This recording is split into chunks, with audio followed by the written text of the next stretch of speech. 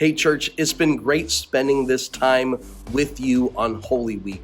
These short moments have really been a great time of us understanding how this week was with Jesus while he was walking on earth. Today is Maundy Thursday. Traditionally, we're talking about the Last Supper where Jesus and his disciples sit down for the final meal. Now, I'm not really going to be talking about the Last Supper today because on Friday we will be observing Holy Communion together as a church family, whether you're at home or you are online with us. But what I want to refer to is what happened during this meal with Jesus and his disciples. See, at one point of time, Jesus got up from the table, wrapped a cloth around himself, and began to wash the disciples' feet. Now, I want you to think about that. First off, this was something that no one in power ever did. It was for the lowest of the servants because, well, you walked everywhere and it was all dirt roads, so feet were pretty nasty, really dirty.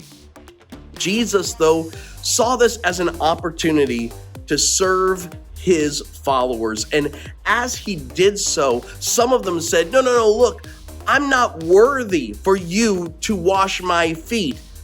And Jesus is like, you don't understand. Let me explain to you about this. Now, Jesus then says, I want you to love one another as I have loved you. He said, this is my new commandment that I'm giving to you. A new commandment. Yet Jesus gives us one new commandment. This is Jesus's commandment to us. It is to love one another as Jesus loved us. Now, to love one another, that's not new. In fact, the Old Testament talked about the importance of loving your neighbor as yourself, of loving each other. That was nothing new.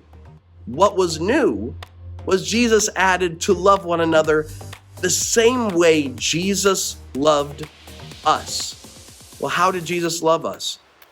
When we were yet sinners, Christ died for us.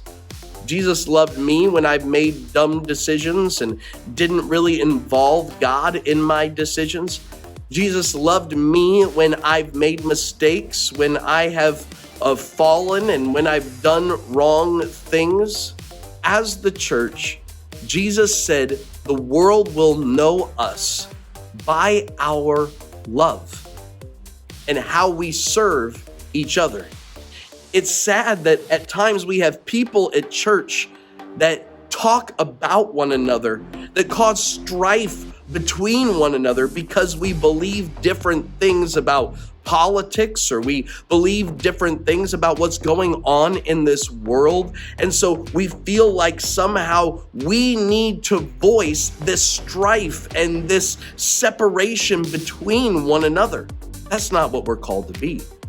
One of the things you'll hear us say at Faith for Life is we believe in unity, not uniformity. Meaning we know that we're going to have differences of opinion. We know that we're going to have different styles and flavors and different connections.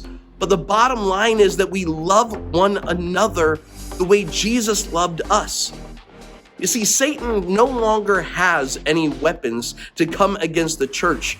So one of the greatest things that he can do is to try to cause strife so that we attack each other and we attack ourselves with the authority and the weapons that we do have. Strife has no place in the church.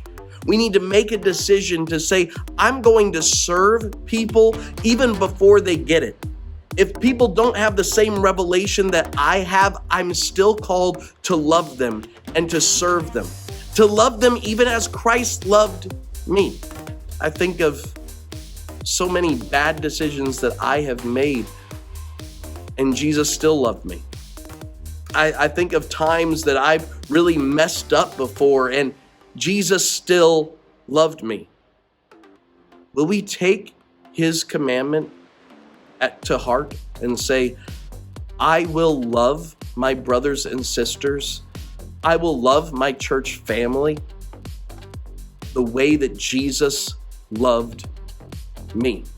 That's when we show the world that we really follow God.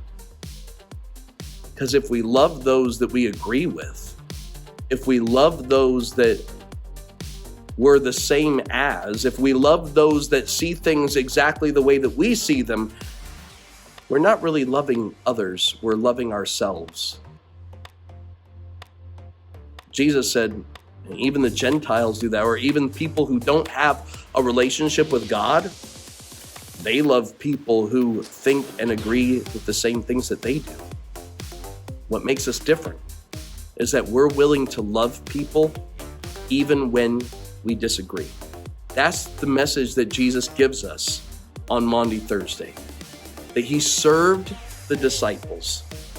They didn't have full revelation yet of what the church was called to be.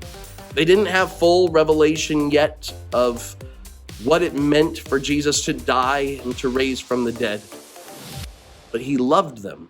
We're not called to love people who have the revelation. We're called to love people into revelation. You and I have been given an opportunity to be here for such a time as this, for such a place as this, and for such a people as this.